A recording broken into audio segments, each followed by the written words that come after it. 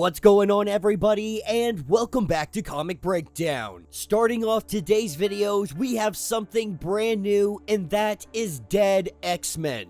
This issue number 1 falling under the umbrella of Fall of the House of X. Everything that we have seen transpire so far, what we know is that Charles Xavier is trying to stop the Dominion from ever being. The Dominion, a man once known as Nathaniel Essex, creating the Sinister clones. After they gathered enough information, he brought it all into himself. He ascended his human form and became a Dominion. In Resurrection of Magneto, we have learned that his Dominion is eating other Dominions. He is a much bigger threat than anybody ever anticipated. And so while there was a huge focus on the trial of Cyclops, that's really sitting on the back burner. Charles Xavier is making a Hail Mary pass to try and stop all of this. To do that, he needs to find Moira before she gets her powers. That is where this comic comes into play, and we have the Dead X-Men.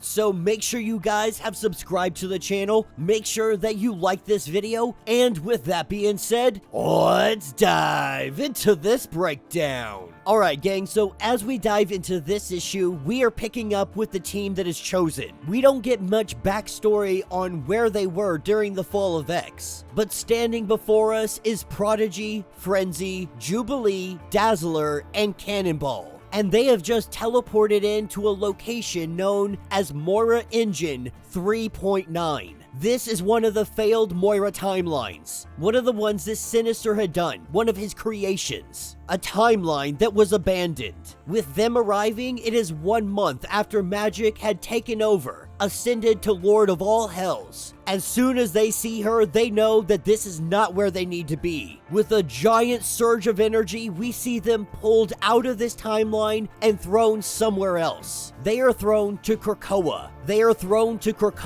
Currently held inside the White Hot Room. As the team lands, we see Rachel Summers contacting them. She is the one helping transport them. And in this case, she is technically the leader of the team, guiding them exactly where they need to go. But she is at no place X. Nowhere, no when. Here in this place, it is taking all of her focus to communicate with them and transport them. She knows that they linger in these timelines, they're gonna draw unwanted attention. While they have this conversation, we also learn that Rachel has been really unlocking the powers of Prodigy. The blocks that he had in his mind are no longer there. And so he is getting faster and faster at detecting where Moira might be, because that is exactly what they're doing. They are trying to hunt down Moira. They need one version of her that is just a human, or mutant. A Moira without all the robotic parts. That way that Prodigy can lift this information that Xavier needs, mapping out all of Moira's mental mind,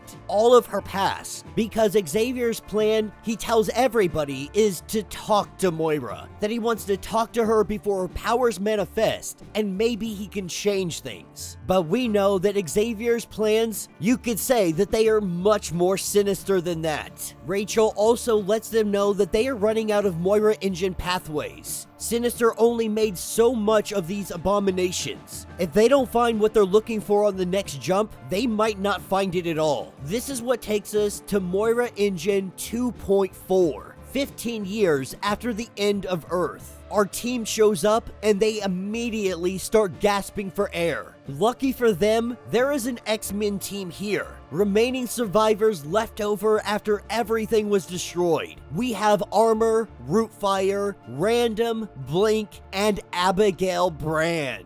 Abigail Brand and her X-Men team take them to the final mutant refuge, Akanti-born Arakko, the living island floating through space. And our X-Men team is telling Abigail Brand that they are friends, that they are working on the same team. Right now, Prodigy is struggling. Anytime he is around new people, he absorbs their knowledge. He absorbs their skills. He used to have limitations, but Rachel removed them. She did it for this mission. And Prodigy, he knows what happened to this Earth. Abigail Brand got what she wanted. Intergalactic war. Except Orbis Stellaris. He was pulling all of the strings that Abigail Brand thought she was pulling. A wormhole strike, vaporizing Krakoa. 92% of all life on Earth snuffed out in a moment. Arakko attacked attacked just in case there was a notion of revenge. And what was left of mutant kind scattered across the stars. Abigail Brand manipulated into the downfall of all humanity. But Frenzy goes on to say that there is nothing that we can tell you about our mission or why we are here. With paradoxes and everything in between, they might be talking too much as it is. But their clock is ticking and they gotta get back.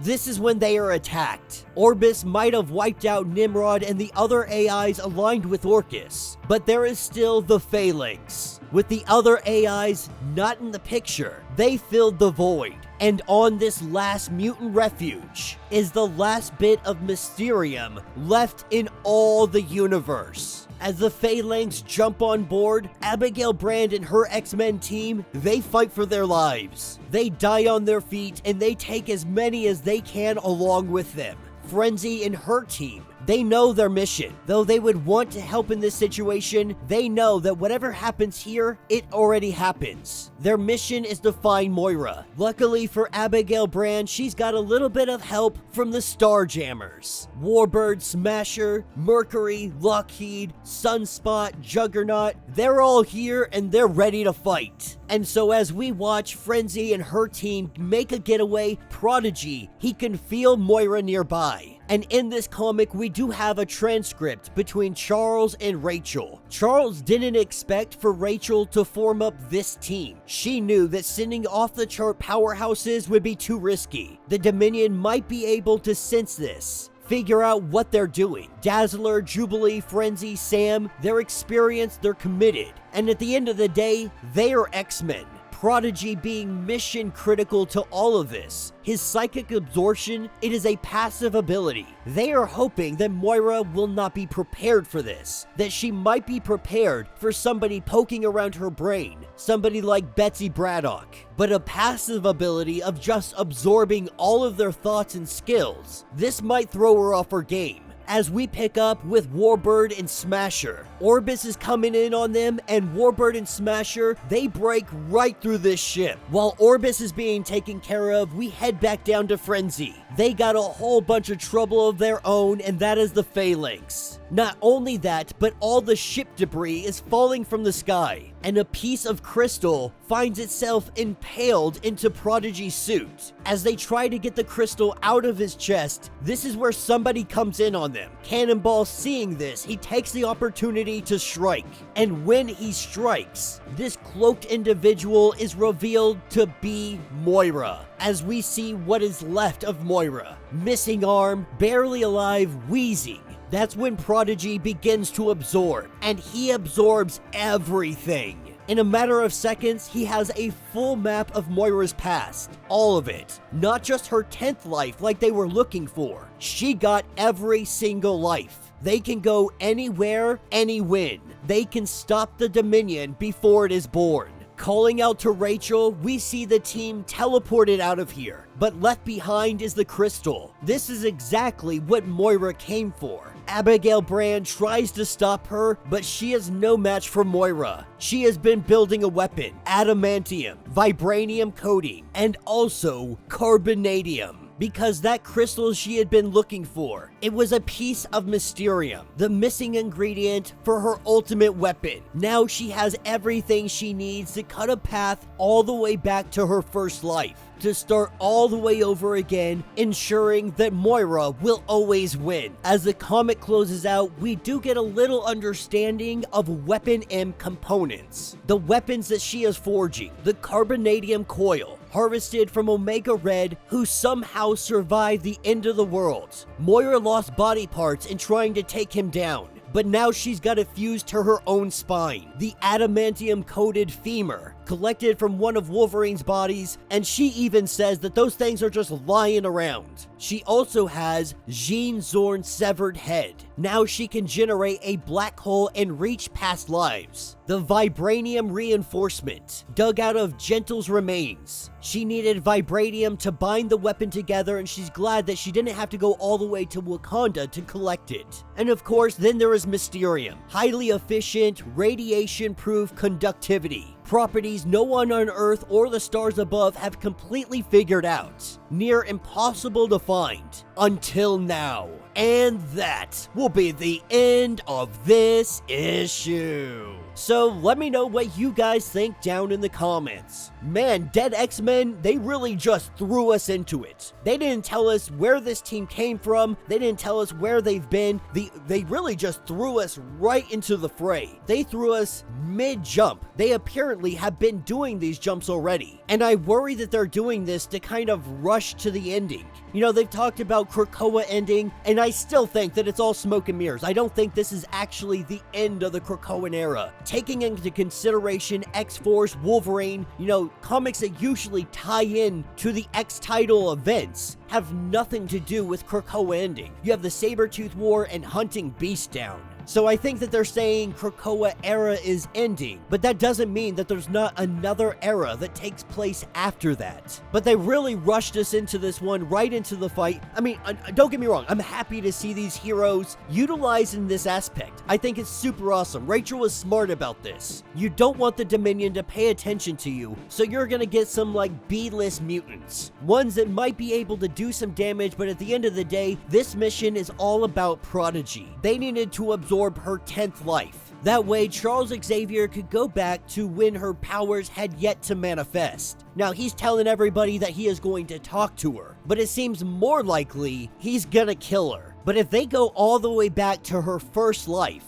and this Moira is going back to her first life, we could see a confrontation between Moira and Charles Xavier. A battle all the way in the past at Moira's first iteration. I also find this very interesting that the trial of Cyclops really was put on the back burner. You know, you thought this was going to be a big deal, that we were going to have a whole media fiasco of it being Cyclops on the front page, Cyclops here, Cyclops there, in the courtroom, hearing what they have to say. And it's still possible to go down that route, but for the most part, everything has shifted focus. Charles Xavier told everybody to jump, and that's exactly what happened. Even Rasputin is out there. All of these people working some kind of different avenue. Once he found out about the Dominion, he didn't care about Orchis anymore at all. About anything going on, his whole focus has been stopping the Dominion, almost to an obsession. And it seems that a lot of people haven't caught on to what is truly going on. How will this play out for Cyclops? How is this going to play out if it doesn't work for them? They still have the giant threat of Orchis that it appears Professor X just isn't focused on. So I'm very interested to see what they're going to do, where they're going to go, and how this is going to play out. One thing is for certain, they got me guessing left and right, trying to figure out what's happening. And I honestly have no idea where or how this is going to end, but I cannot wait to see how they play this out. Let me know your thoughts. Let me know your theories. If you want to get caught up on everything going on with this series, go ahead, check out the link in my description as well as the top of this video. It will get you caught up on everything going on with the fall of the House of X. If you would like to support the channel, you can always do so by joining the channel membership. Much like Patreon, having multiple different tiers, from $1 to $50, from loyalty badges to comics every single month. Not only are you helping out the channel tremendously, but you are getting tons of perks in the process. Now, if you're unable to do this, please do me the favor of subscribing to the channel, like this video, hit that notification bell so you don't miss any content we have coming out, and with that being said, until the next breakdown.